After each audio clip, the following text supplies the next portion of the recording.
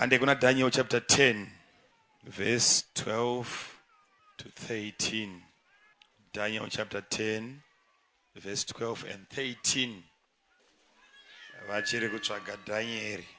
Vane mabhaibheri eShona page 812 to 812.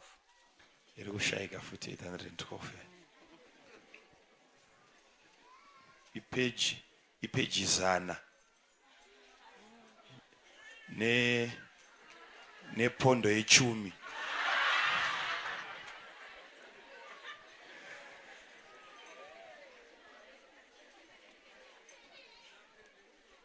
Verse 12 and 13. Chaverenga kubva pavhesi ya12. Ipapo akati kwandiri, usatya Dhanieri, nokuti kubva pazuva rokutanga rawakafunga nomwoyo wako wose kunzwisisa nokuzvininipisa pamberi paMwari wako, mashoko ako akanzwika. Ndauya nokuda kwamashoko ako, asi muchinda woushe bwavaPezhia wakandidzivisa mazuva ana 21. Asi tarira, Mikaeri, mumwe wamachinda makuru, wakauya kuzondibatsira, ndikasarako kuna madzimambo avaPezhia. Mazvita.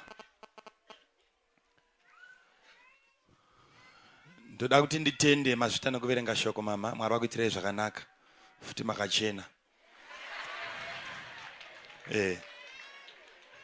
Vanofarira vadzimai vangu. Hallelujah. Right. Ndoda kutenda nokuda kwezwi raverengwa. Pano ndichafamba nenhau yandinoziva kuti haingoperi. Ine chekuita nokutiwo Mwari vakushongedze. Vakupe simba pamusoro pemweya yenzvimbo. Unoziva here kuti dzimwe dzenguva chiKristu sekutaura kwanakamboita pane imwe nzvimbo kuti tine malevels atinawo mukunamata Mwari. Zvikamu zvinobva pakutanga wagamuchira Jesu, wotanga kukura uchipinda muzvikamu izvozvo, uchidevelopa musimba raMwari. Tichitaura pamusoro kuti imwe nguva zvinokosha dzimwe nguva kuti unopinda munzvimbo wonamata nezvayo kuti mweya yenzvimbo iyoyo izvizive kuti waamo, kuti regedze kuvhiringidza upenyu hwako, vana vako. But dzimwe dzenguva zvinogona kuzokuomera kuti pese pawapinda muguta unotanga wasunga mweya yenzvimbo nekuirayira nekuikarira kuti uzobudirira. Zvinogona kuzokukostira nechikonzero chekutiwo zvekare uri munhu anosungirirwa kukanganwa, chero usingade une zvaunotozongokanganwa. Saka dzimwe dzenguva ukazopinda parwendo kuti maakuenda kuBulawayo, waane basa rekuti ukapinda muNotoni unofanira kumbonamatira mweya inotoni kuti ikubvumidze kupfuura. Pinda muChegutu, Kadoma, Kwekwe, Gweru, wombosunga mweya yeGweru. Zona wasvika Bulawayo unenge wanzwa nokusunga. Saka zvimwe zvezvinhu zvakuda kuti udevelope the inner man, ukure pazvinhu zvemweya. Menani.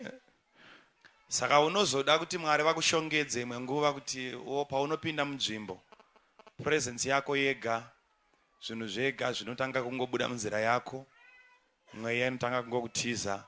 Dzimwe dzenguva usingatozivi. Unoziva here kuti dzimwe dzenguva Jesu aiti achipinda musinagoge kana kusvika paungano, Bhaibheri rinoti mweya yetsvina yaiti ichimuona yaiwira pasi ichibuda.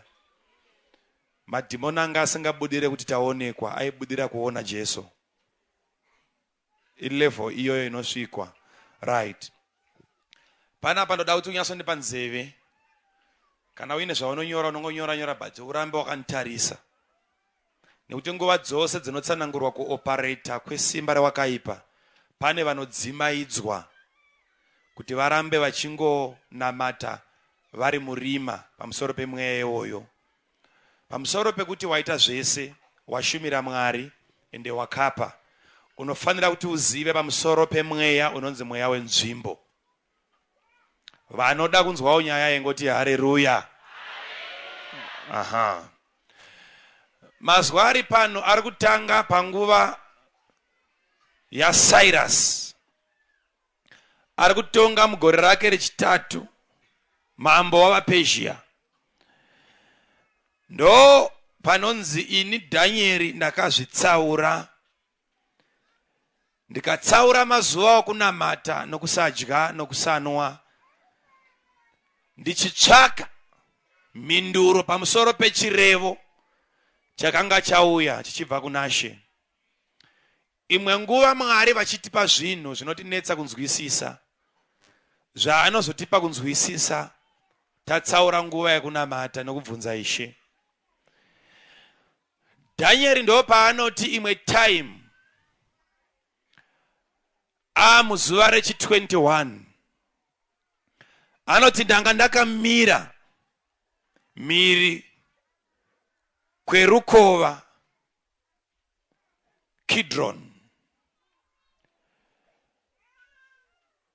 ndokubva ndatarisisa kwerukova Tigris, ndokubva ndatarisisa, ndakasumudza meso ndokuona mutumbi wandakaona anga akapfeka mbatya dzenylon. Munhu uyo wakasunga bhanire regoridhe, tsoka dzake nemaoko ake zviri zvebrass, meso ake achiita somurazvo womoto. Izwi rake paaitaura vaiita savanhu vazhinji yari ega. Izvozvo zvega vandanga ndiinavo havana kuzviona, asi vese vakatiza vakanohwanda ndikasara ndega. Unoiverenga kubva pachapter 10. Vakatiza, kutiza kwaasina chaaona. Ini ndakaona, ndakapera simba ndikawira pasi. Simba ndokubva rabuda mandiri ndikaita semunhu wafa.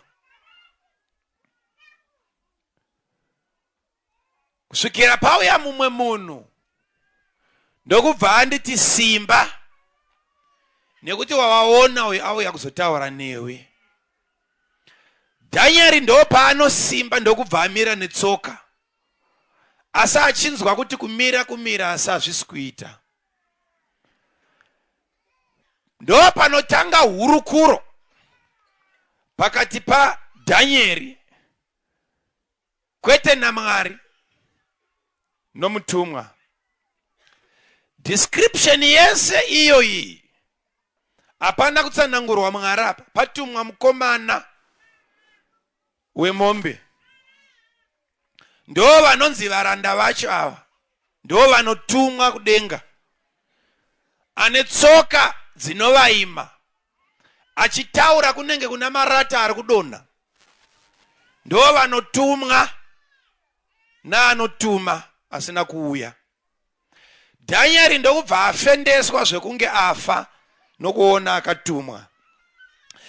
Zvino ndo panonzi naGabrieri, Dhanieri, inzwa mazwayo, kubva patime yawakafunga kuzvitsaura nokuzvininipisa kuti uve nokunzwisisa. Babati, time yawakangoda kunzwisisa, yawakave neshungu dzokuda kunzwisisa, ukazvitsaura, mhinduro ndakabva ndatumwa nayo, ndikanzi naShe dzika unomupa mhinduro. Ndokubva ndaburuka, kwete nhasi wawazondiona, 21 days dzapfuura, ndopa ndakanzi naShe wako iwe chienda nemhinduro. Ndokubva ndashayikwa kudenga 20 days ago. Saka zuva rechipiri wakazosara wofa nenzara mahara.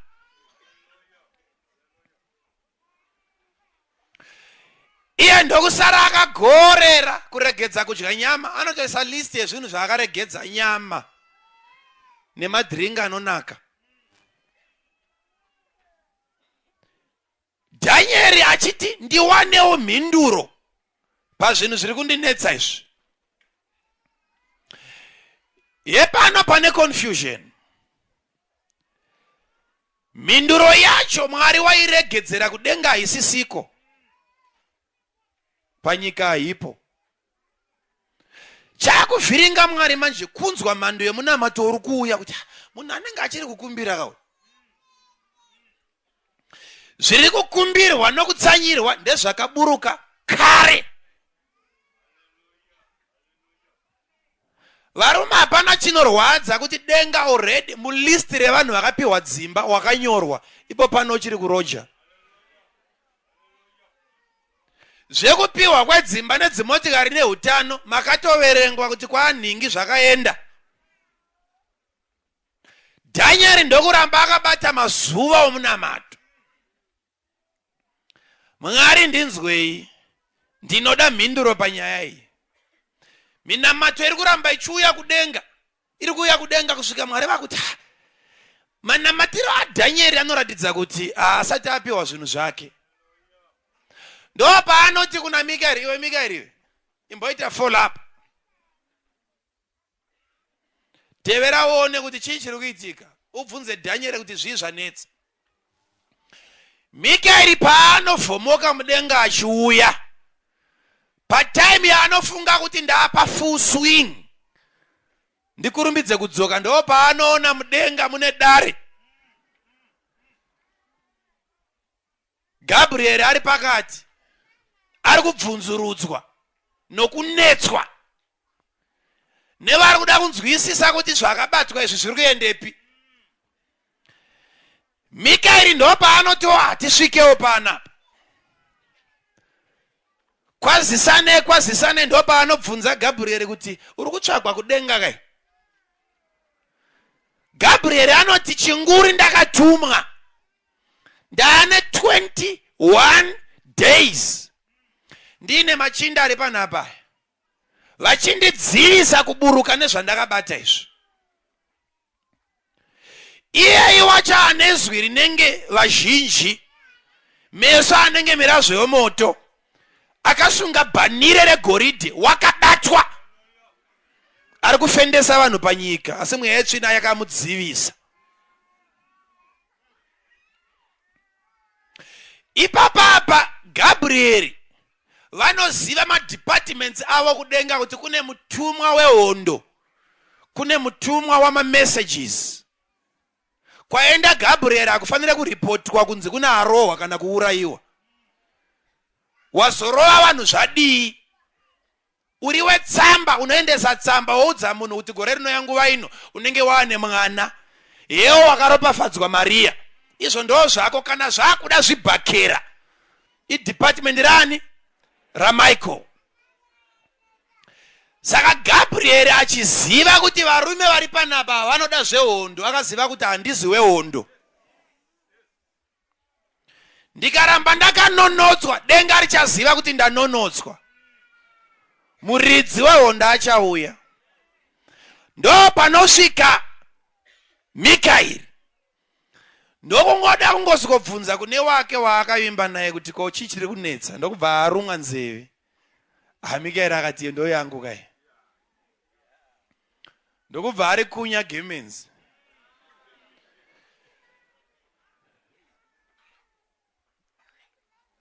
Ndakaona ichimboitika dzimwe nguva kana vakomana vamakombi vakabatwa namapurisa, munombotenderwa kupfuudzwa nemi muchiendwa nemi, but kondakita asara.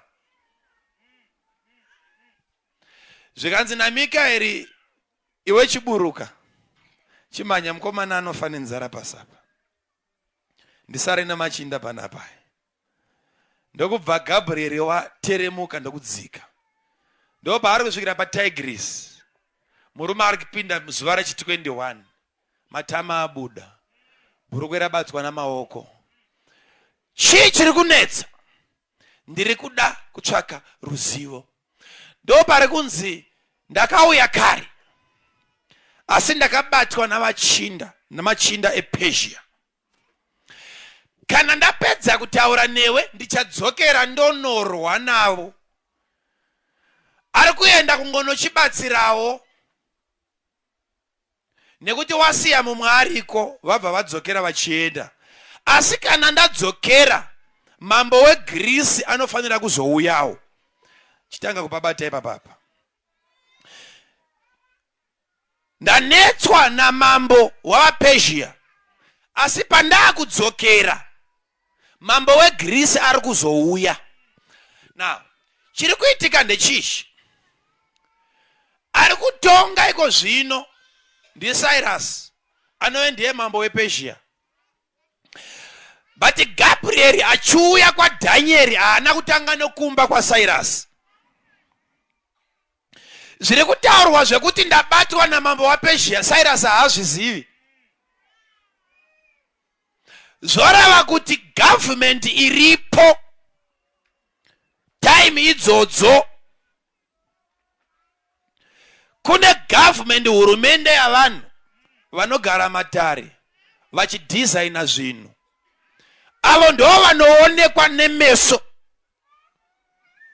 But ndoda kuti muzvizive sangano repano kuti hakuna hurumende inongogadzwa pano isina vanoimiririra muchadenga. Zvinozotenderanwa panapa ndezvinenge zvasungwa muchadenga. Vaye vanozongosumwawo nyaya yakabvumiranwa kare. Saka paine mambo wavaPersia pano, nyamba kune vamwe mambo vePersia vari vemweya vari muchadenga. Ikoko ndo kwakabatwa Gabriel. Ndokubva azodzika pana mambo chaivo venyama. Paya kudzokera ari kuti kana ndapedza nevaripo pachauya weGreece. Paya kutaurwa zvana Alexander vaakuzouyawo. But Alexander kwaari kuuya kuzoita take over hamuzi muchadenga ndepano. Zvoreva kuti ichi time panochinja hurumende haitange yachinja pano, inotange yachinja muchadenga. Zviri kunzwika mushe izvi? Asikana, zviri kunzwika mushe izvi? Right. Zvino zvimwe zvezvinhu zvinoda kuti kana wakunamata unamata uchiziva kwazvakadhizainwa. Muri kurwa nevasirivo. Uri kubata mushe? Right. Mambo wavaPersia tinoziva vepano. Gabriel kwaari kubva ari kuti ndasangana nevamwe. Ndokubva azokunda mindiro ndokubva yazouya. Right. Nyaya yataurwa yapera. Gabriel ndo paakuti ndakudzokera. Ndoda kuti ubate chinhu ichi. Mambo wePersia haana kubata Daniel. Daniel waida mhinduro. Ndokubva mhinduro yatumwa naGabriel. Ane mhinduro yomuridzi ndiye akabatwa nomweya. Saka sometimes kunamata kwako chero kukachiva nesimba. Nyaya yako iri kufoira pakuti wacho ane mhinduro. Wacho ari kuzoya nesolution kuproblem yako ndiye ari kunonotswa nemweya enzvimbo. Anofanira kuzokubatsira kana akanonoka kubudirira anonotsa newe. Zviri kubatika mushezvi? Right. Saka muchadenga kana mine rimwe department riri kutonzi vaPersia. Zoreva kuti munyika yega yega Zimbabwe ine imwe hurumende iri muchadenga. Botswana ine imwe hurumende iri muchadenga. South Africa ine imwe hurumende iri muchadenga. Zvinozotenderanwa ndezvatanga zvatenderanwa kupi? Muchadenga. Right. Muchadenga ndo mune chekuita nokunonotswa komunana wako iye Mwari akapedza newe. Uribata. Kunonotswa komunana unosvika kwauri wane dheti rekare kare.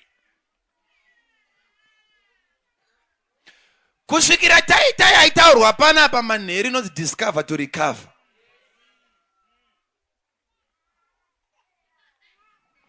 Ndichinamata so ndiri kunyatsonzwa mumwoyo mangu chaimo kuti pakati pedu panapa marombe ato mashoma shoma.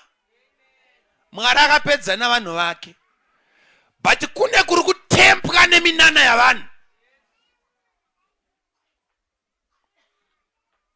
Kumweya wenzvimbo. Chireka ndikutsanangure zvakanaka. Unoziva here kuti kana ukanyanya kugarisa munzvimbo, nzvimbo yawanyanya kugarisa inoguma yakugara iwe.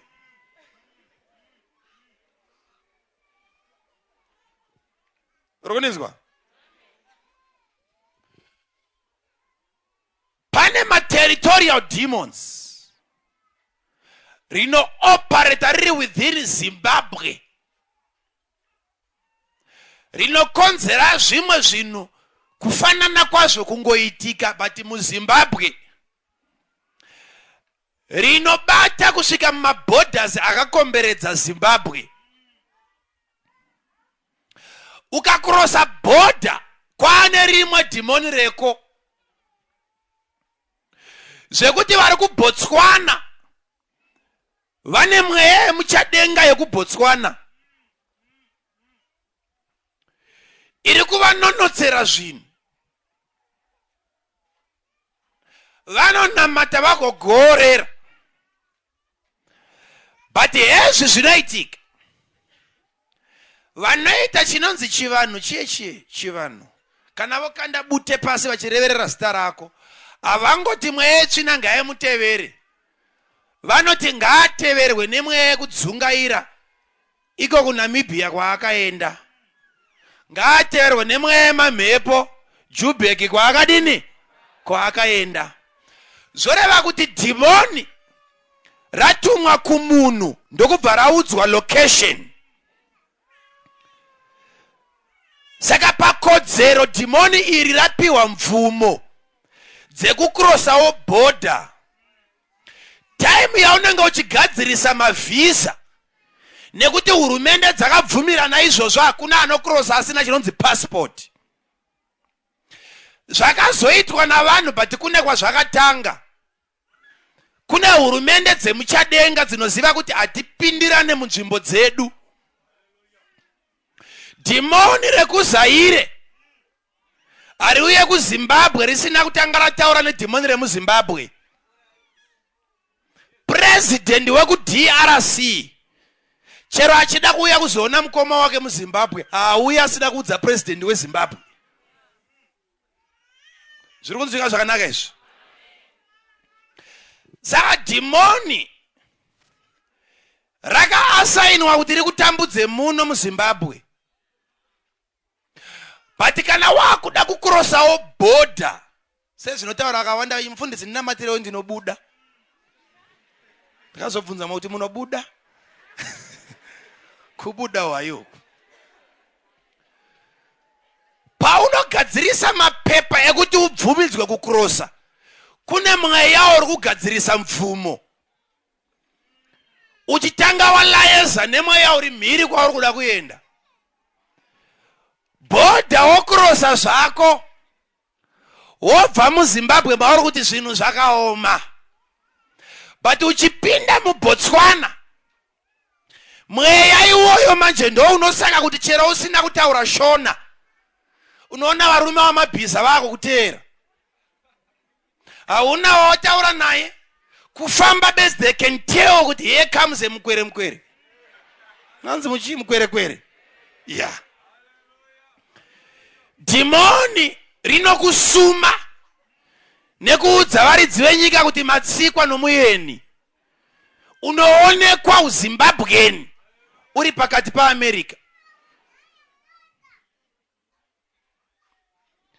Mweya wacho manje ndo unokuronda unopinda newe munyika yazvinowanikwa zvinhu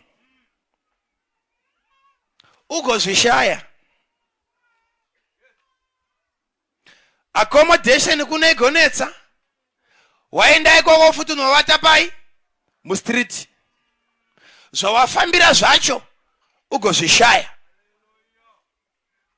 Chii chiri kuitika?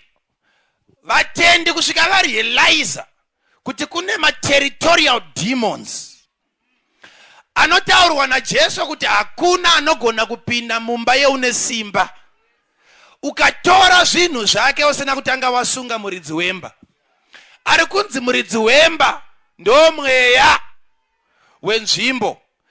Zoreva kuti mainhingimi hamugone kutanga kabhizinesi kenyu muguta musati makunda dhimoni reguta. Tora time yekuexamina nekuongorora kuti mweya unopareta muno mweya wai. Zvikubatika izvi? Mweya wai. No wonder why Jesu akasucceed pakuita kwake kwese. Hapana chinonzi kufoira chaakamboita. Why? Nekuti wakatora 30 years akanyarara kuti zii achidzidza system, the strong man. Apedza 30 years ndopa akazoti chuya pulpit ndokutanga kuita minana, vakaremara vachifamba, mapofu achisvinura. Chii chiri kuitika? Wapinda panyika ndokudhileya, watanga wadzidza mweya wenzvimbo. Saka pese paakuzoita minana, paakutaura statement iyi, ari kuti muchindoona ndichidzinga madhimoni so chandatanga nacho harisi dhimoni, ndatanga nekusunga the strong man. Ndakubata magudzo ake ndichidzinga zvirwere. Izvi vakomana izvi hamugone kuzviita as long as Satan achiri kungondururuka nepaanoda napo. Right. Ukaverenga imwe time Jesu achisvika munyika yevaGerasa, anonzi wakachingurwa nemumwe murume wakanga aine a legion of demons. Zvikanzi mauire eko nguva yedu isati yakwana. Ndokubva madhimoni arequesta akati tinokumbira kuti muregedze kuti dzingawo munyika muno. Zvirikubatika izvi? Musatiburitse munyika muno. Ndo request number 1. Number 2, titendere hedu kupinda munguruve idzo. Ukana dhimoni zvarinoita richidziona kuti idzo but harigone kunopinda risina kunzi enda unopinda. Rino operate nema commands. Zoreva kuti rakambopinda mauri rina akariti enda unopinda. Haraigona kupinda nekungokuona, raida anoribvumidza. Ndokubva Jesu ati mhanyai. Akomana tabvumidzwa kunobata wake. Nguruve dzagarwa nemwe tsvina dzakanzwa kuti aridoke takadai beta kunofa. Nguruve yamunobvunza mibvunzo nemuchechi inodyiwa here ikazodi neutsvina hwayo iwoyo. Yagarwa nedhimoni tsvina yemukati. Rakati haiwa kufa kuri nani. But mweya iwoyu ndo wabva mumunhu akasafunga kuzviuraya. Instead akatorova vanhu vaida kumubatsira. Ragara munguruve kwete ese agowana mashoma. Nguruve yakanzwa kuti kufa kuri nani. Zvirunzwika izvi? Right. But nguruve ndokubva dzamhanya ndokunopinda mumvura ndokubva dzafa. Nguruve dzichifa madhimoni haana mubatanidzwa wakadaro. Dhimoni rinobva rabuda rigare muchitunha rodzoka muguta.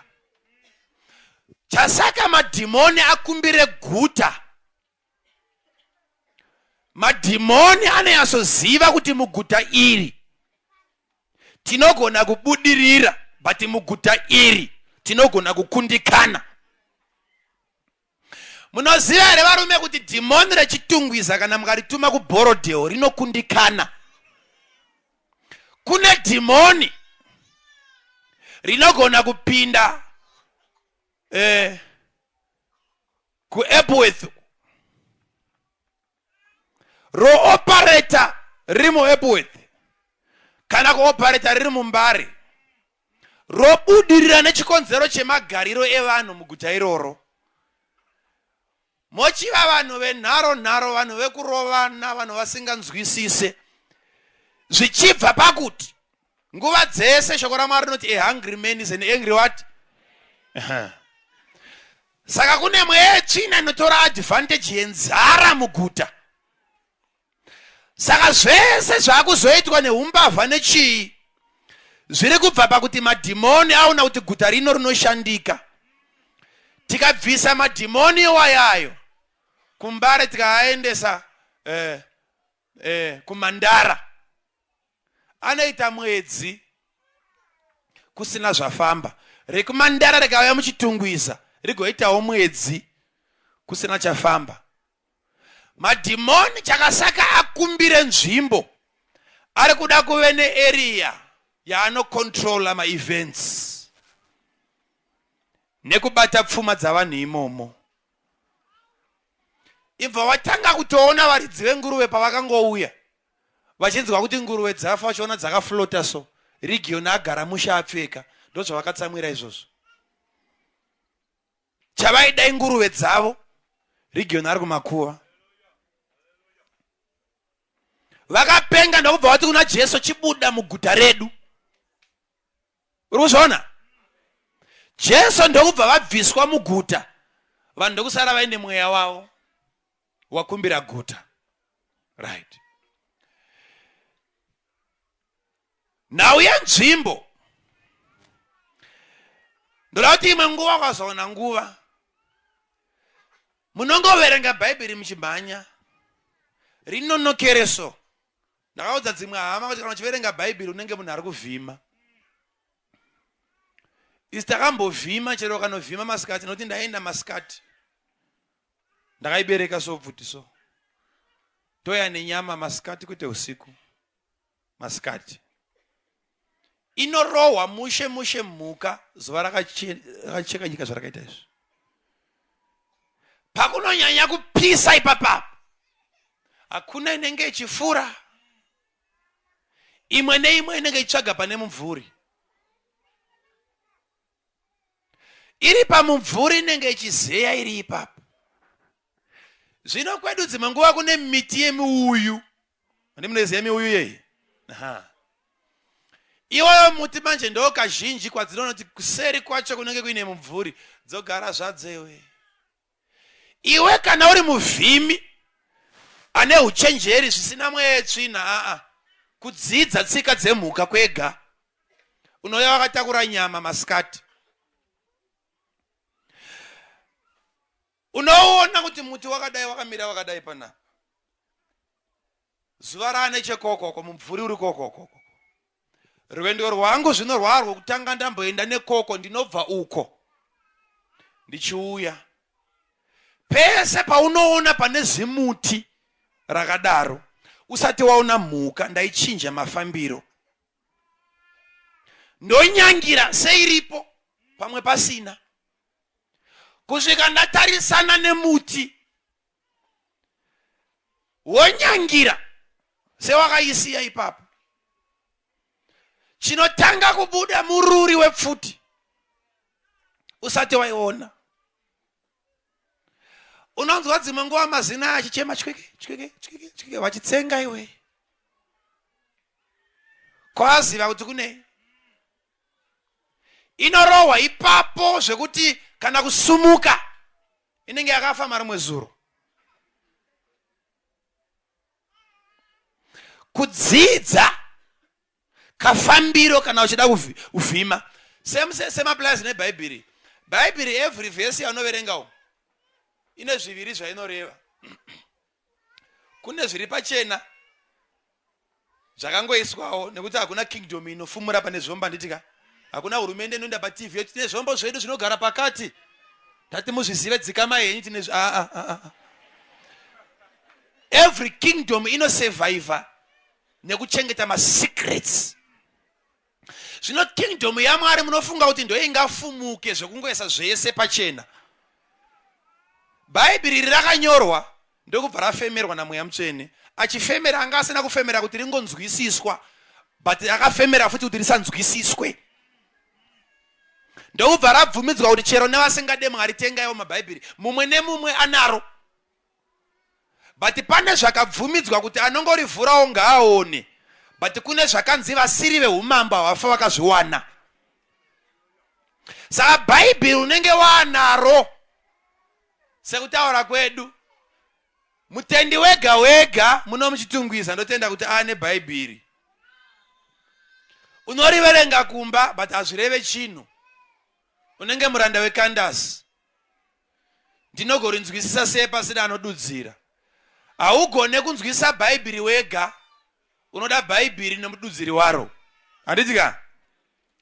Saka paunovhura vhesi sonda kuti uzive kuti every verse ine zvakavigwa zviripo zvinonzi hatidi kuti vaziye. So kana wakuverenga gona kunyangira nekuti ukaita zvakoti chwachwa zvingomhanya nespeed unoipfuura yakavata.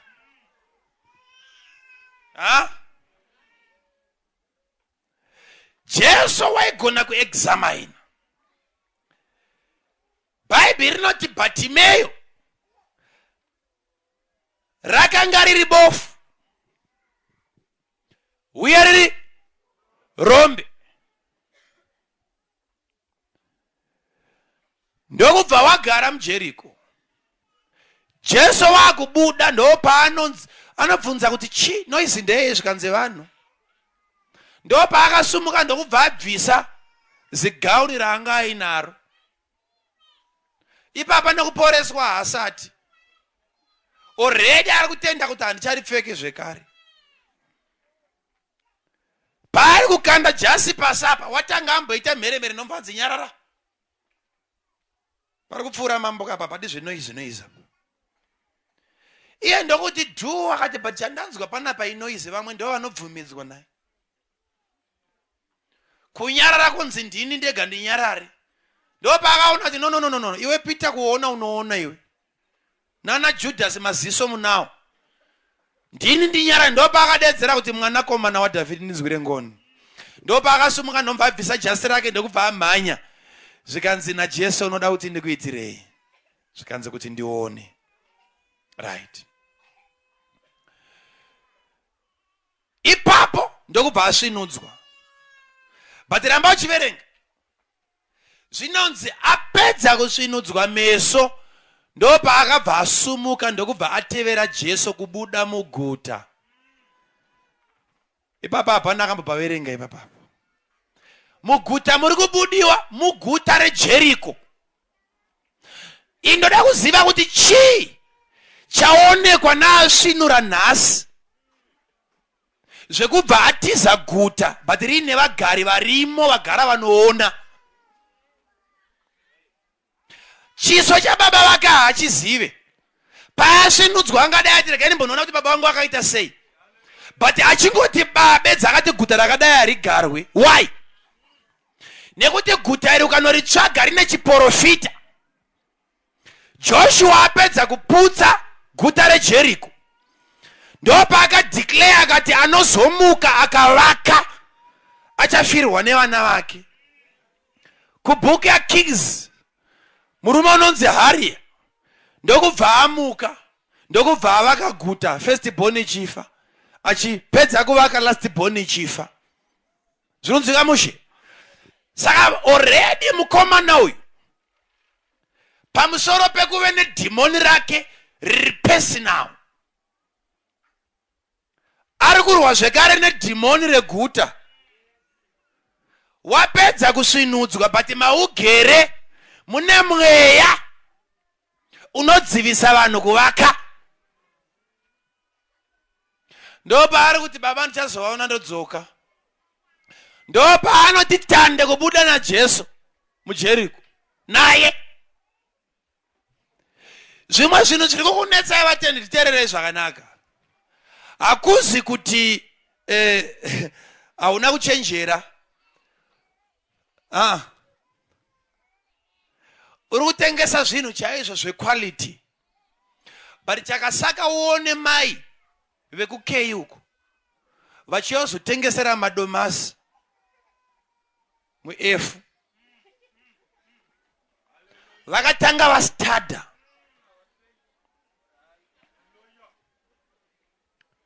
tine vamwe vanhu vari pano vasiri kuzobudirira kusvika vaziva dhimoni renzvimbo yavagere.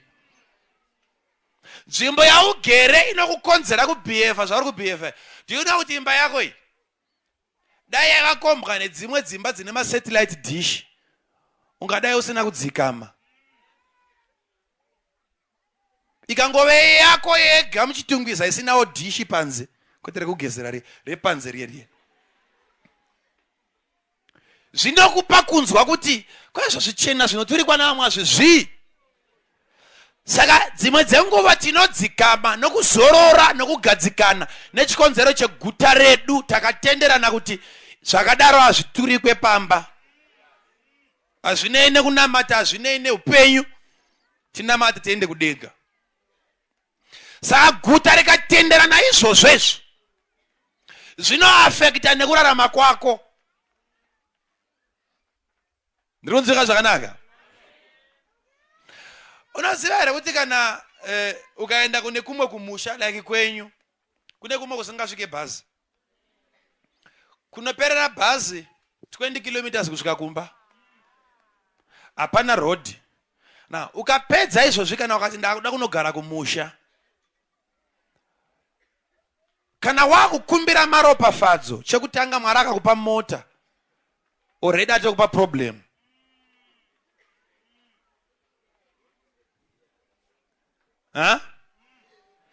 Nekuti number 1 hakuna road. Number 2 chera ane inonzi shurushuru zvakana pombi yekuti kana zvikaponja uri ikoko. Saka nzvimbo yawaenda chero wakumbira makomborero, the best Mwari chavangakupe chikochikari chakanaka nemombe dzopiwa utano naMwari. Saka muguta rega rega Mwari vanoziva zviri best muguta iroro, ndo zvavanokupa kwete zvauri kuda.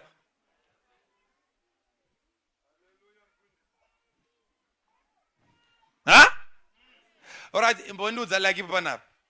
Ndikakaruka ndapiwa ndege. Ngatimbozvifunga iwe panapa. Kungonzi ndapiwa ndege. Aundirato basa ravatonitangira iroro. Ndichingoipiwa chekutanga kubvunza ndobvunza kuti inoita mari kana ndichida kuitengesa. Ndotenga zvinokwanisa kuuya kuZimbabwe. Chinofambika nacho ndichaenda kutown. But ikapiwa mumwe unoona ichiflyer every day. Chero kana mata sei guta rutozongo kuaffecta. Ukapedza kudhila nedhimoni rako unotanga nedhimoni redzinza. Unotanga nerako, wapedza rako unogona kuzorwa neredzinza, warwa neredzinza uchine dhimoni rako, warwa neredzinza, warwa neredzinza, wakurwa nedhimoni reguta. Dhimoni reguta. Dhimoni reguta. Izvo zvese unomboziva here kuti kana ukatanga chimwe chibusiness chinoshamisira zvisingaiti, uchitengesa zvinhu zvemhando yepamusoro, paunoenda kunoshambadza business rako kana wadedzwa kutsanangura, vanokudedza kumeeting dzavo kagara, uri kuti offer zvii zviri nani than vamwe vatanga tiinava. Wotsanangura vatipe mabusiness cards. Vona business card rakarongeka rine twese twavanoda paaddress pomba pazonzi Makoni Chitongwiza. Izvozvo zvega zvega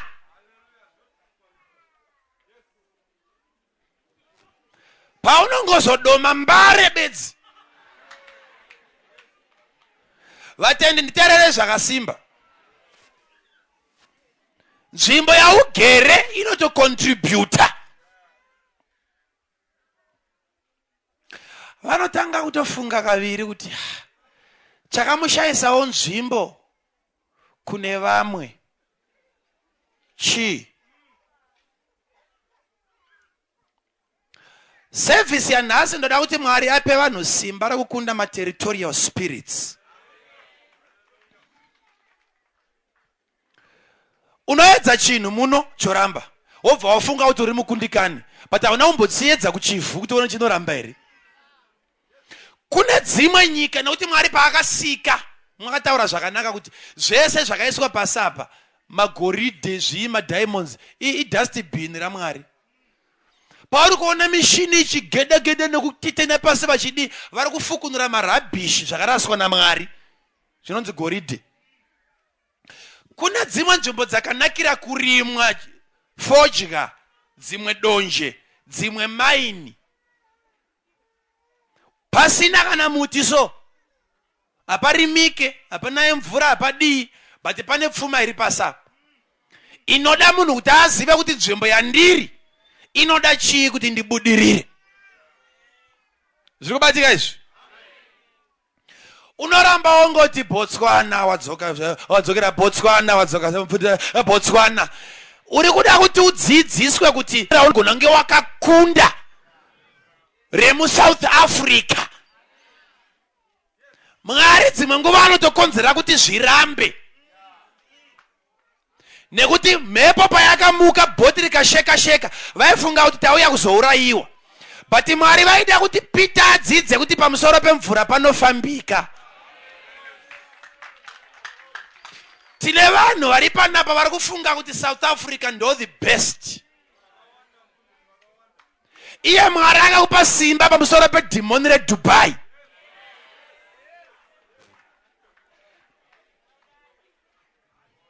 Ndiri kunzwika here? Regeka moni. Hapana mari dzedu inoenda mahara. Uri kuziva mandi tichiparidza panapa. Takadeclare tikati why simba raMwari rafamba the first day. Takati nekuti kuna ari kuda emergency. Pane ari kufanira kuitirwa munana wake chop chop. Ndichipedza kutaura mazwi iwapo angofamba ma-minutes. Munhu wacho ari panapa ndakambomu ndichakupa time yekupa testimony but nguva ndo yangoita jealous. Ndokubva hanzi uri kudiwa pagate up. Ndokubva asumuka nombaenda pagate mwana paine mota. Zvikanzoda kuonekwa uya mangwana pakati. Mangwana acho ndomva aenda ndomva anogara naminister. Zvikanditsanangura basa rako ndomva atsanangura basa ndoda kukupa basa kubva zvino. Pawiki rineri amukirwa nemabasa 3. Uri kuzviona? Mazwi iwaya achipedza kutaurwa mota iri kusvika pagate up. Iye pana parevival yoi. Uchaona zvako kupera kwerevival yoi nei. Mese muchati mwanda mumwe nemumwe kunobata twake twemaoko muchidzoka makadziruma mari.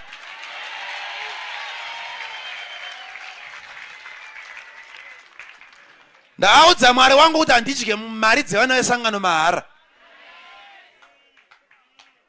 Kana paine mumwe akanda kamari kake panapa wamusiri kuzoitira ndipei zita rake ndimudzosere mari yake. Mukandisiya ndichidya, make sure kuti you make a follow up. Munhu yenga akomborerwe. Gore rino risati rapera.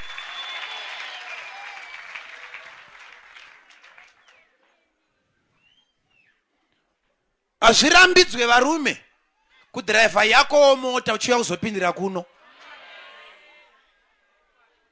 Nzvimbo yakaipa.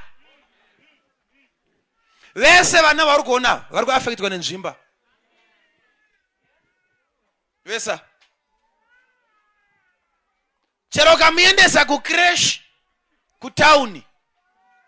Paanodzorwa nekombi kuno kanosvika kubvisa bhutsu kopinda musendiraini.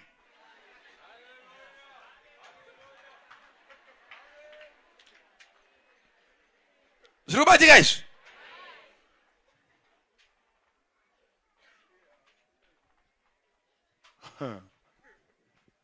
Mwari ngaatibatsire.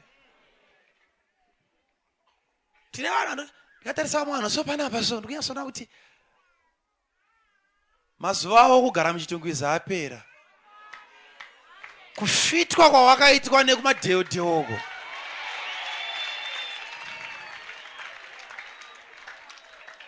Aiwa tarisawo ari pedyo newezvo. Tarisawo.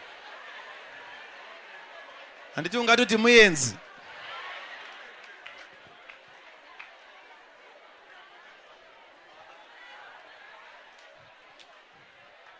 Chiri kusaka zvinhu zvedu zvirambe kuita. Ndino applyra stand yotenwa down. do apply futhi yotenwa down zvekare yotenwa down.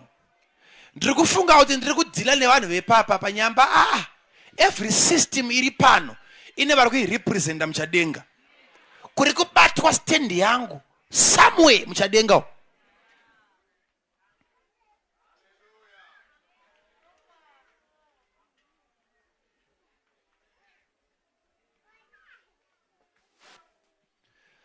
Achingoti babe dzimazoba timeya akati Sara ine guta renyu. Nekuti kunyangoenda svinura ndinofa ndiri rombe ndikaramba ndiri munomu. Nekuti mhepo yemunomu haibvumidze munhu kuita zvinhu zvinomira. Ndokubva apukunyuka muguta. Ari ndichadzoka ndoona baba. Nzvimbo iri serious. Why Mwari akati kuna Abrahamu ibva munyika. Ibva munyika. Kwaienda handiko kwaakazonoroora. Aitadza kubereka here mwana wake ari muUria wake dziye. Ibvamo. Ndokubva akumbana nevamwe vaanganzi naMwari siya. Mwari paakuti buda ari kuti usiyani nevava. Ndovamwe vakumuperekedza naye.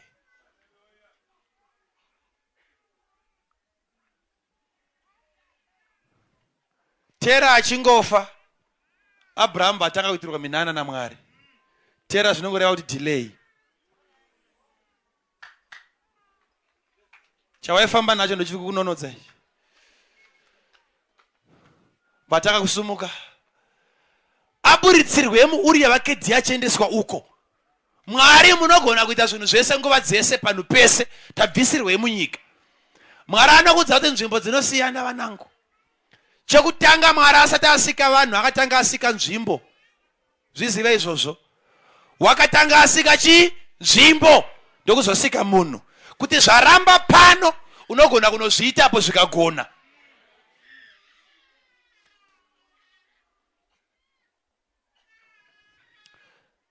Ndakudzai pachena kuti chinonzi dofo hachina kusikwa naMwari. Mwari akasika munhu, dofo rakazozvisika. Mwari haana kusika rombe. Kasika munhu. Iwe ndokubva waisa maefforts ese kusvika wapasa. Zvinonzwika izvi? Saka kana wakuda kudevelopa unotanga kudzokera pese paunoziva kuti ndakatsveyamisa pai. Ende pakati, nepakati, nepakati. Zvino Israeri inonzi naMwari vari pabhuku Exodus chapter 12. Kana mapedza kudya sezvizvizvi chibuda maende kunyika yechipikirwa. Nyika yechipikirwa kwakuendwa uko. Mubvunzo wangu unodzoka futi. Naye Mwari madi kuzvitira muIjipita. Mwari ndiye akasika pasi pese ndepake neIjipita ndeyake. But rudzi rwake anoruti buda hande Canaan kune uchi nemukaka. Mwari haana kunotora uchi nemukaka uKenani akauya nazvo kuIjipita. Never. Vari muIjipita makambozama kuda kudevelopa nekupolisha kuti nhamo iregedze kuve senhamo. Ndokubva vagadzira kanzvimbo kavo kanonzi kaGoshen. Kavaiti kavo but kari muIjipita. Kavaidakara vachitandara vachitozikanwa kunzi kasection kavanhu vaMwari. Satani ndozvaanoita akada kukuzorodza so anokupa kamwe kaposition so mukambani yemuridzi. Wonyasokwanamo.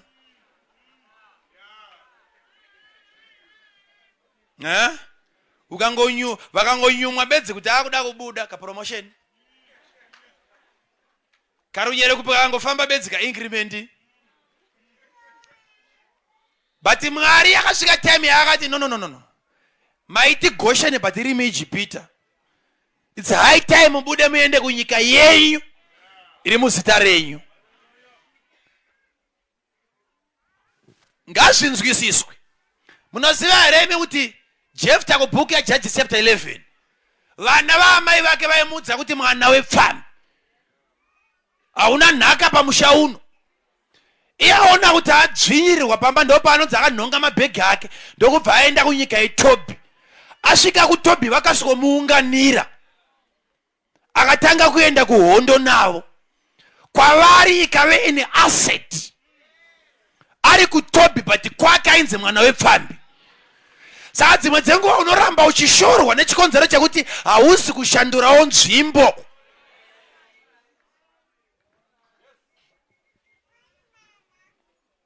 Zviri kubatika here izvi? Wobuda muguta racho, kune vamwe vasina kunzi naJehovha budai, vamwe vatiza nzara. Jehovha ndokuti osa satize, gara, dyara 100-fold. Drought season 100-fold.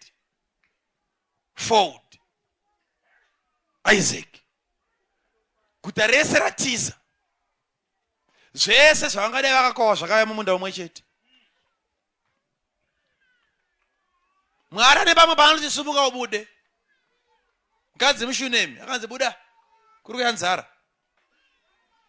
Mumwe anonzi gara. Vese vari vaviri ava vapiwa simba pamusoro pemweya wenzvimbo, nokuti wacho anzenda kwakati ndokwavari kunda, anzi gara wakunda reipapo. Ukada kuti ugadzikane mushe muguta, chigara somuenzi. Anzwa? Ukada kuti dhimoni reguta risakukanganise, chigaramo somuenzi. Tarisai munguva yaunomboshanya kana ukaenda kana kuSouth Africa uko. Unoziva unosvika uzwa kunzi ukanzi dringi riri kuita kana kanzi 20 kwauri, unoti ha, unoakumba. Wotozodzwa kunzi hakuna imwe shopi iri nani than yawatenga. Veko vanenge vachiti ende mune mari. Chii chiri kuitika? Kutenga kwomuenzi. Guta raunopinda garamo somuenzi, ndokuti usaafekitwe nemweya wemo. Ukangotanga kugaramo, unozoona nguva diki diki zvakutokupindawo zvakapinda veko. Wakuona kukosha kwemari. Zvirunzika izvi? Mweya unokuronda kubva newe kuno. Ndorangara rimwe time kwapisa, ndobva tabuda neadzimai arimboenda ndimbonotsvaka madrinks, tapinda mune chimwe chishopu, ndobva takumba zvimwe zvimajuice zvanga zvisinganake nazvo patiyo. Unoziva kuti pandaiburitsa mari iri pakaunti, ndaiita yekutoviga kutya kuti foreign currency.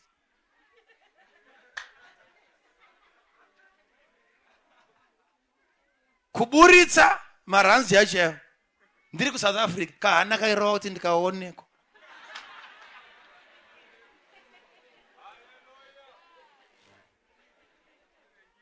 But ndokwayo.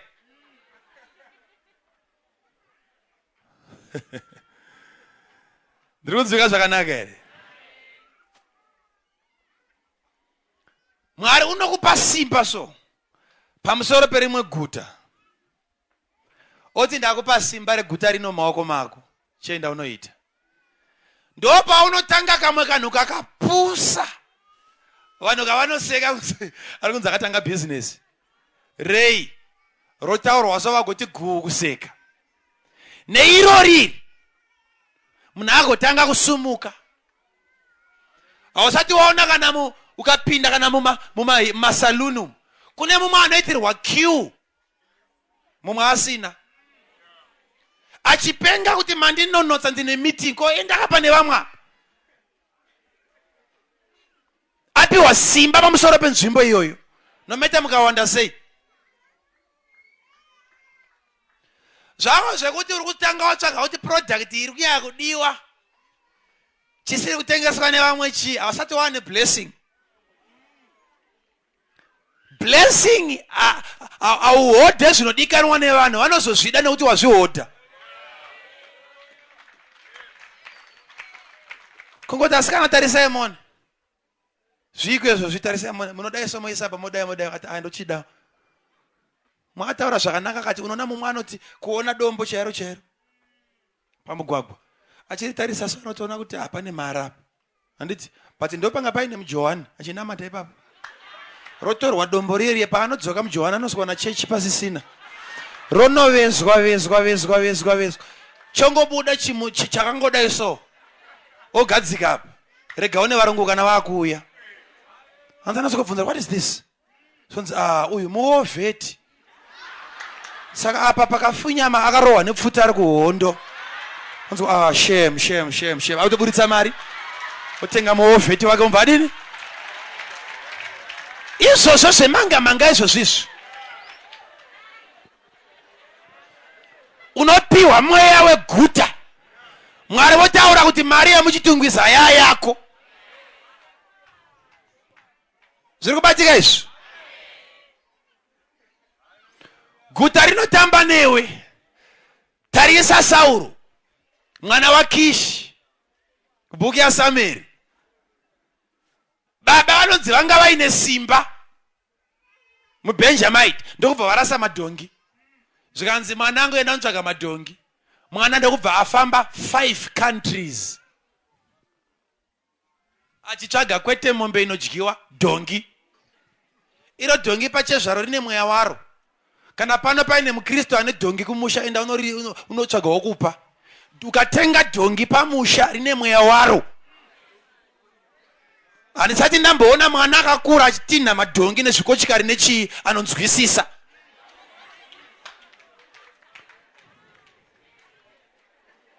Dhongi rine mweya wenhamo, mweya wokuomerwa. Ndora hanzi mwana enda unotsvaga 5 nyika. Ana Shalisha, ana Shalim, kwana Ephraim kweso, kwana Benjamin. Mwana achidida unotsvaga madhongi. Achisvika unyika yeZufi. Ndo panonzi nomunhu waMwari Samueri. Mwari vakamuudza nezuro wacho kuti muranda wangu achauya kuti umuzodze. Sauro achisvika so ndo paanotiregedza timbonobvunza kumuprofita atiudza kuti madhongi akaenda kupi. Vachisvika pamuprofita nyamba muprofita akaibata kudhara.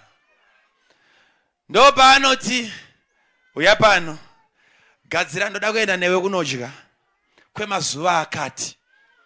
Nekuti madhongi wanga wachitsvaka akatowanikwa. Babati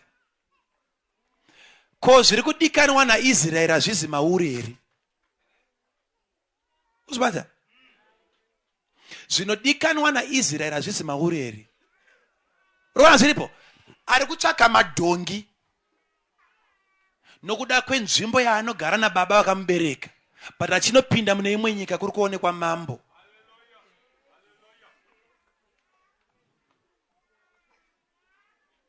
Ndavinga madhongini ndo panochigara ndokudya kona mambe ndokubva ratorwa. Aenda kunotsvaga madhongi ari kuya achinuna mafuta. Why? Wakurosa border.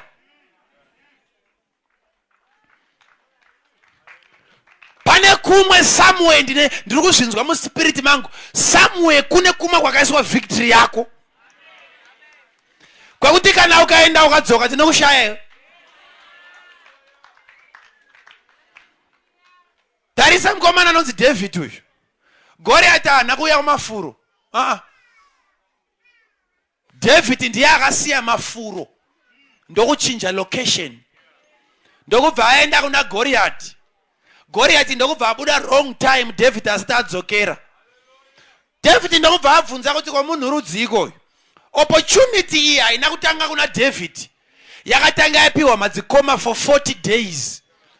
Vakaiwesta. David akapiwa just a day. Akati ndiani muFilistia uya nesina pamuromo, sina kudzingiswa. Tuka Jehovha nehondo dzokudenga. Anorova anopiwei. Mukadzi. Mukadzi? Ndambo mukadzi. Kuroora here zvikanzi aubhadhare mahara. Pemukadzi wamahara apa. Ndo pandaiti dai vedzimwe chechi vanga varipo bani rese raizara magemenzi vachipera naGoriati. Panzi mukadzi. Mukadzi. David akati kana ndakamborova bere pasina mubayiro watimowo pakadai. Ndo paakanoahwewenura matombo akati uya tinopedzerana. Akaregedzera just 1 stone. Ndokubva kanonyura pahuma yaGoriati ndomubva ati tasa. Nziyo ndomba zitanga kukombozwa. shumba hakuna akaimba rwiyo. Imwe problem uri kuita zvinhu zvikuru but uri kuzvita muguta diki.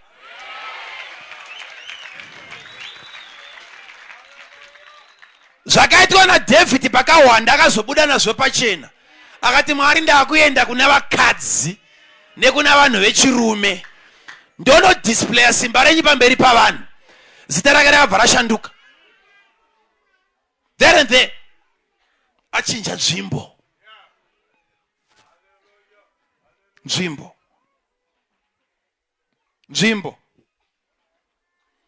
Unoziva here kuti kune vafundisi vakawanda vacho vari better than myself. Vanoparidza zviri nani. Vana Mwari ari nani. Vatisingambofa takaziva nokuda kwenzvimbo yavari kuparidza vari. Kune kwakuti kana chero kamutsa munhu akafa azvisvike kunoku. Toita kunge vana Makandiwa tiri nani nechikonzero chenzvimbo. Vese vanzira kuti vapiwe vhangeri yavo vazive kuti inzvimbo. Nyamba yeJesu pachezvake ane kumwe kwaanonzi haana kuita minana. Nekuti vanga vasingatende ndokubva abuda kanoita minana kumwe. Jesu wako. Vadzidzi vanonzi guta rikakuramba iguma iguruva muenda munopinda mune rimwe chiguta. Vaibatiswa macapital cities. Paulo pa Efeso, Paulo pa Korinti. Anambonoparidza kuruzefa. Waitanga kubata ma strongholds acho kunogara mweya yeguta. Zviri kubatika here izvi? Jesu anoti kana warambwa guma guruva rakakuramba uchisadharara.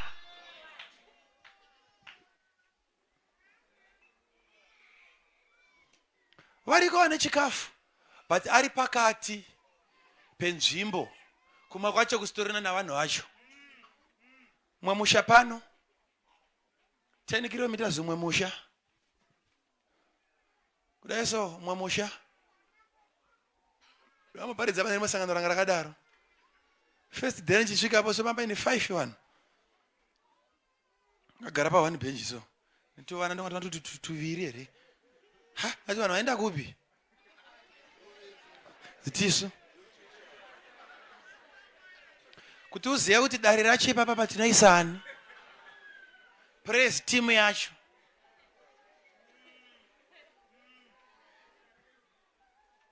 Zamaite na magu imbati mwenye jomuti uko kanga singaiti mayangoti apa oti uko kwese kanga usina vanhu.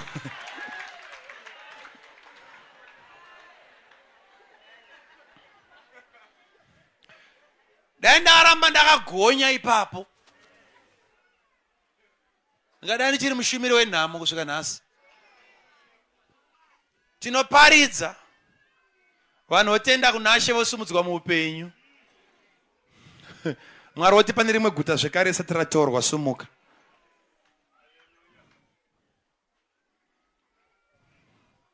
Zviri kunzwika here izvi? Zviri kubatika here izvi? Tiri kurwa namambo wavaPezhia. Hondo yako iri pakuti mauri mune network dziri muchadenga dziri kubheja kuti iwa usumuke.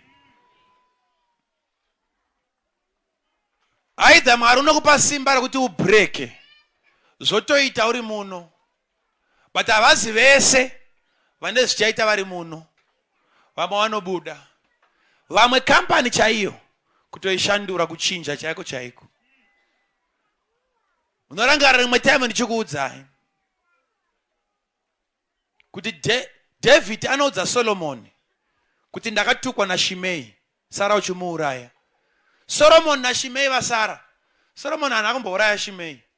Ipapo akamupawo muganhu akati chivaka imba yako muJerusarema chete. Ukangokrosa bedzi Kidron Valley ndinokuuraya. Zvikanzi naShimei hongu mambo handidaro.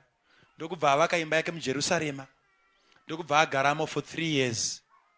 Book of 1 Kings chapter 2 for 3 years. After 3 years zvinonzi vakomana vaifudza mombe ndokubva vamutiza. Ndokubva vaenda kwa Akishi, kwa Gati, kwa mambo. Ndoko vakatanga kunoshanda ikoko. Shime ndobva audzwa kunzi vakomana vako vaonekwa kwaGatuku. Muchireva vakomana vangu ndakashaya vanzi vakomana vako chaiva vaishanda pana. Ndopa akasumuka akagadzira dhongi. Ndobva agadha dhongi riye. Ndokubva aenda kwaGati. Ndokubva anotorana navakomana vake vaviri zvikanzi dzokai. Nyamba hongo wavarikavha but waonekwa. Ndopakauya nhume zvikanzi gesai kuti Shime ari kupi. Sari kumba kwake nzaiwa. Ari kwaGatu. Unomuziva here imi Shime aiwa zvi. Atoonekwa. Vachingonzwa izvozvo zvikanzira Soromoni. Chienda munomugura musoro. But nyaya yangu yaida kuziva kuti ivo vakomana 2 ava. Chii chavakarangana because vakatiza vese same day. Ende vakanoshandira munhu mumwe chete. Vanoratidza kuti vakatanga vakurukura. Ende chavakakurukura chingangove chekuti iwe tiri kurwa nekuti tidevelope but bosi wedu akatarirwa muganho. Kampani iyi yakanzi aikurose Kidron. Saka charo tikaisa effort tikadii problem yedu ndeyekuti takaemployewa naakakeswa. Saka chero Mwari achida kukublessa sei uri kuhoderwa blessing yako na boss ane ukama neng'anga anobata makona anoita zvemishonga. Mutendi wese ari pano akablesswa ari kuzonyangirwa naSatani pakuemploya asina kublesswa. Ndiye akatambuka naJesu akaemploya mbavha Judas. Imagine pfungwa dzaJudas. Jesu aita achiparidza so. VaFarisei vakangofunga. Jesu aibata zvavafunga. Kuti seiko muchifunga pamusoro pezvakati. Obva vapindura. Iye ari kunhonga zviri mudehenya ndiye anobirwa naJudas. Jesu unyarara zvake saasingazivi kuti mari iri kubiwa.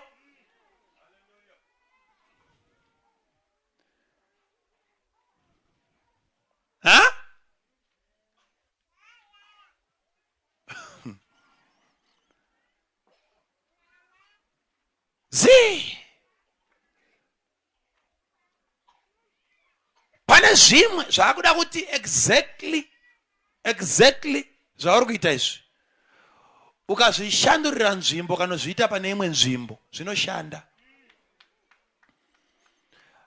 Ndosaka uri kuona kuti kunze kwenyika uko muZimbabwe ari kudiwa zvokuti do pakuzivikanwa kunzi muZimbabwe can work. muZimbabwe enda muBotswana. Wese muZimbabwe ari muBotswana haana chaanotiwo ichi handigoni. Kunzi ko rufu munoiserenza ndo zvangu chachiya zvezvo. Okay. Right. Ko mota ndine imwe mota iri kumba uko. Mota rudzi nezita racho haizive kunzi iyi. Pane chimwe manje ndakatomutsa manje hangu dai sexe. Kese kabasa kamuka muZimbabwe ari kunze kwenyika anodini?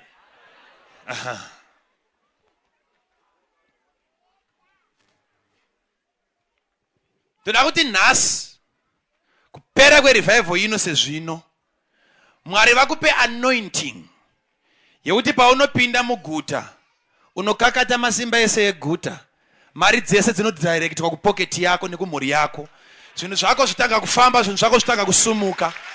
Chaunenge wada kana ukachitendeka nemunhu weso aiwa chinotouya bedzi. Mwari ngaakupe simba pamusoro pematerritories.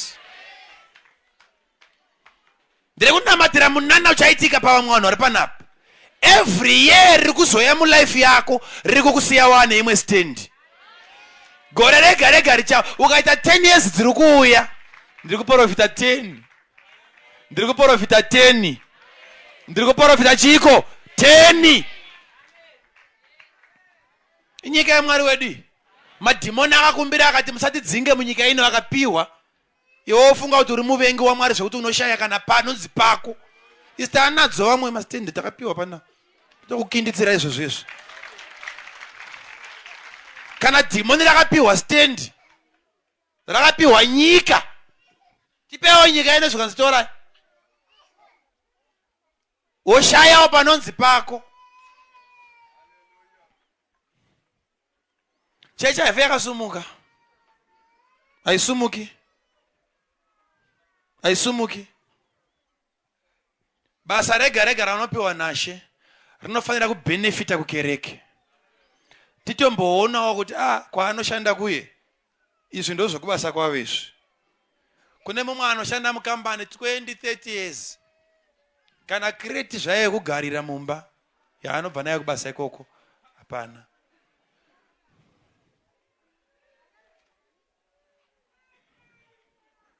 Territory.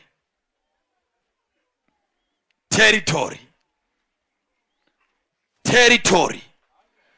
Ukasangokurosa bedzi uchida kuroorwa hanzvadzi, ukasangoita nguva dzekumbopindawo mutauni, mikana yako yekungozoroorwa nomugaro womuchitungwiza ndo yakawanda. Vese vari kuda kuroorwa navari kuda kuroora vakasangove nemweya wokufamba, munopedzana imiwe nhamo imwe chete, munongopedzana makadaro.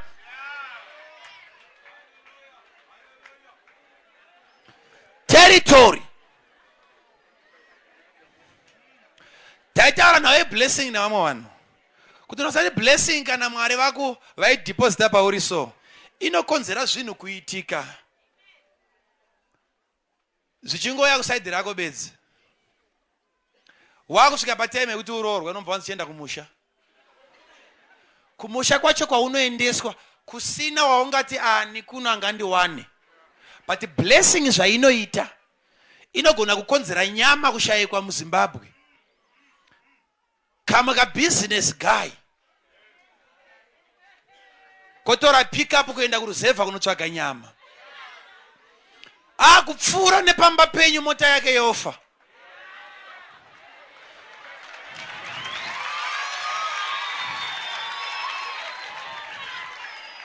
Paanoburuka akuda kutsvaga vanomubatsira anokuwana uchibva kubhoro nemugomo. Mwari ane metsi dzake. Chero vakakukanda kumajokochwa kana blessing yapa musoro pe life yako, you can take over that area yemajokochwa iyoyo. Mwari wako anozviita izvozvo izvo. All you need is a blessing. Kana wablesswa unotora maguta, unotora macities. Kune mumwe mushumiri ane simba akaona rimwe building raitengeswa, amene kuti raida mari by then atichaziva kuti ma-thousands mangani in US, risingaiti. Ariona rakaadvertiswa ndokubva aisa tenda yake, ndobva anyora $, mamwe anonyadzisa. Nganzi offer $100 here. Pachidiwa ma-thousands, ma-10,000s. Pastor yawa nobva waoffer nge $100 US. Pakuverenga so matenders akati anorwara. The following day mbaita follow up mbafona zvikanzi haufa dzaofa nechi tsamba yangu yakasvika here, ipi yacho ine mari yakati, nobva akata phone. Pastor yanobva adriver mbaenda kuofisi kwacho, akasvika ati tsamba yangu ndati makaiona here, ipiko tsamba yakutaura iyi here, mbayavhomora mbaisvika kunzi iyoyi $100 tarisaone maoffers evamwe atiri kutoti later down aisa. Nobva abuda nobva aenda akati this building belongs to me, nobva aenda. Building irobva ratanga kunetsa kuti ritengwe, kusvika mumwe bosi azoudzwa kunzi zoni pana nhingi pastor nhingi vakaofa, zvikanzi pastor yavakaofa mari, zvikanzi vakaofa $100 US. Zvikanzi at least kana vatombokuofa zviri nani totorai mari iyoyo because muchaguma mawapa mahara. Nobva waripiwa, ndopa vanoitira chechi izvozvi. Yaitaurwa panapa yese kutamba nayo, tine pfuma yavanhu vaMwari iri mumaoko avahedheni vasingade nayo. Iyo itende dai yakawira muruoko rwechidhakwa taiiona. Unovengerei kuti vanhu vaMwari vapfume? Taparidza manje tiri kubudiriro. Magetsi nobva ati dzi. Mufundisi nobva wabuda panzina wamwe amai veikoko. Nobva wati ngoti mangutaura maminitsi mashoma shoma. Nobva waenda pafoni mai vai. Nguva dikiti taona Gutare ndoje. Ngati ignorance vanhu vesa. Avambozati magetsi awo yana kuda kuvanhu vari pachecha. Zvoita zitiri kunyaudzwa navanhu vechechi. Here kuti one munhu ari muchechi akonzera guta rese kuvhenekerwa nokuda kwemhando yekabasa kake. Vakadaro vonzi ngavadzingwe kubasa.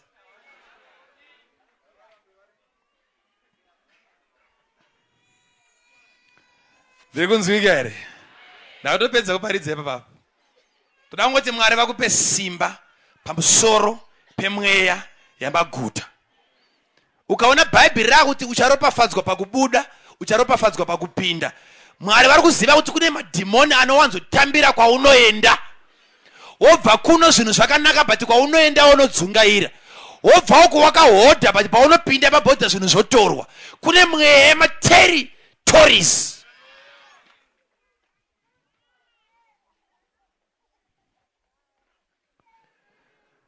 Ngatiregedzei kuramba tongotenda nezvatinazvo izvozvo izvi. Mwari ane zvimwe zviri nani. Yes. Mutendi wese ane mweya wekuzvijustify. Kana wakatenga maiki, kaona iri mune shop ikanzi iri kuda 20 million. Ketu chop ndiyo gasara. Ketu kuchika kutorerwa nevamwe. Wabuda nayo ukapinda pane imwe shop ukaona ichinzi 5 million. Nona abata yake kutanga kuda kuzama kuda kuti kuweya unzanzi inenge ine weight ishi. This is genuine. Kuda kuzvinyaradza.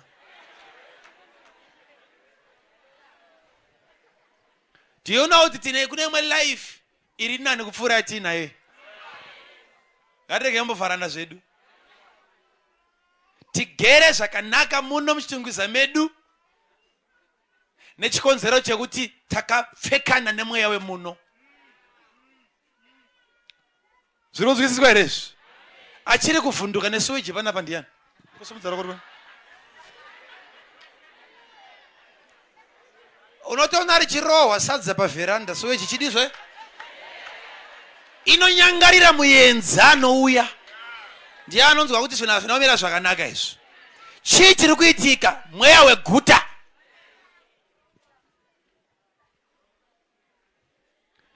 Ndiri kunamata kuti Mwari ngaachishandura upenyu hwavanhu mudzimba. Izuva rekuti ndikomborere nokuropafadza. Toda kuisa nyasha pamusoro poupenyu hwako. Chiguta chega chega chauchabvumidzwa naMwari kunzi pinda chiri kuiswa mumaoko mako. Uchatora nzvimbo. Uchatora nzvimbo. Uchatora nzvimbo. Tati uchatora nzvimbo. Muzita raIshe wedu Jesu.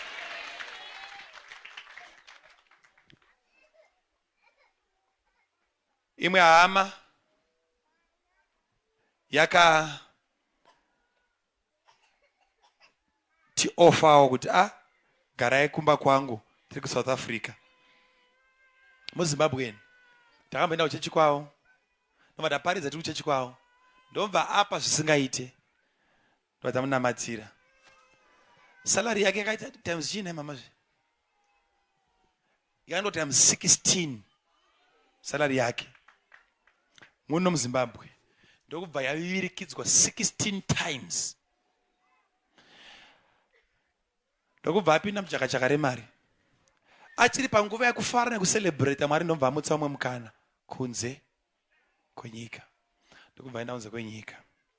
Taenda kuti chiparidza mva akati uyai mungorara bedzi ndoda hope dzenyu mumba. Kuti munamato hope. Ndokubva tanomupindira mumba make mai Roger. Tagaramo. Ndobva atanga kupa matestimonies ake kuti kubva ipo pai pastor aitaura kuti pastor Maria ndinayo ndokumbirawo kuti kwamuri kuzoenda muchiparidza kana makuda kupupura tauraiwo nezvangu. Nekuti ndiri testimony. Achiti Maria ndanayo imo muno muSouth Africa aiwanda kuti vangani. Nemwedzi mishoma. South Africa. Ndobva tasiya tanamata. Pakauya musuno. Kanzi ndakatenga imba inotyisa. Ha? Dzakunotengwa nekunze but muno pamwe zvakaramba. Shayawo imba yamarata kana kwakuchivhu zvako. Washaya. Chero pasina kuvakwa kungonziwo sango iri. Apa ndepakwa mundawo zvawo. Munda.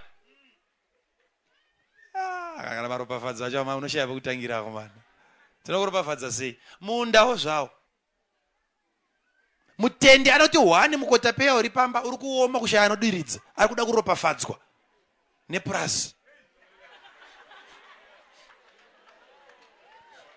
Atendai onai kudaro. Zvigunwe zvikazitange kufambiswa izvi. Uti Mwari ndakuda kunobata chandiri kuzobata chiri kuzoendeka. Chandiri kubata chiri kuzoendeka. Chandinobata bedzi chiri kuzoendeka. Ndati chandinobata bedzi chiri kuzoendeka. Ivana mai vedhekwa muchimbodai kushingaira Jehovha so. Iye Mwari achiti amupiwe mukombe wemvura inotonhora mukasarangarirwa panyika ino. Nedzimba dzenyu ngadzinakidze seizvo zvizvi. Mwari akuitirei zvakanaka. Machinjanisira munoita machiraya kuve kuchinjanisa midziyo yemumba. Nekuti Mwari unokupai nzvimbo. Mwari unokupai nzvimbo. Right. Toda kuita very simple prayer. Yekungoti upiwe simba pamusoro pe ma-territorial demons. Mweguta inoti zvakadai hazviitwi. Pamusoro pedzinza rakabhejerwa. Iwe se-individual zita rako rakarevererwa. Ukabhejerwa. Nzvimbo yaugere futi iri kubheja kuti muitwe zvakati. Toda vanhu panapa vari kuzopikwa naMwari. I know kuti Mwari haakirengwe ende Mwari haamanikidzwe. Anofamba ega. Eso pakati zii runzwa kuneta chichi. Uchanzwa macheya manje ipapo. I-anointing beds yekungoti paunosvika chinobatwa namaoko ako. Vanhu vanochinzwira moyo. Vanorwidzana ugoti ava ndokutorerai zvimwe. Mwari ndo zvaanoita. Tiri kuda Mwari anopfumisa panyama chaipo.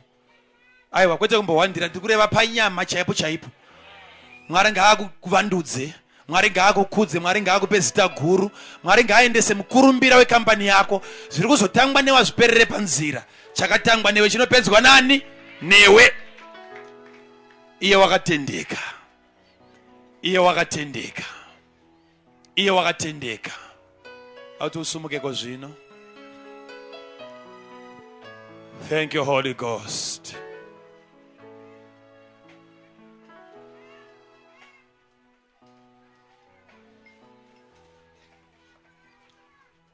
Handisi kuita altar call.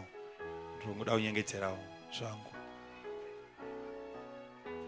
Pane vangani vari kuti pastor, I need this anointing.